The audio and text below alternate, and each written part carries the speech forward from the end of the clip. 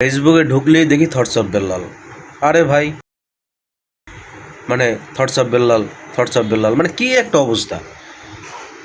মানে আমি আগে ওকে চিনতাম না, আমি মাঝে মাঝে টিকটকে যখন ঢুকতাম, মানে সবসময় টিকটকে ঢোকা হয় না, যখন মাঝে মাঝে ঢুকতাম আর কি টিকটকে, তখন দেখতাম যে কিছু ছন্দের মতো কিছু ভিডিও আর কি, মানে ভয়েস আসতেছে, ঠিক আছে। তো কিন্তু ওটা যে থটস অফ বেল্লাল সেটা আমি জানতাম না।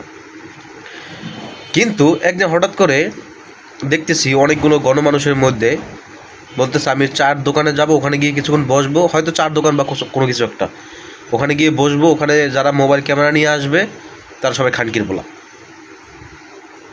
ঠিক আছে। আমি তখনও জানতাম না এটা থটস অফ বিল্লাল।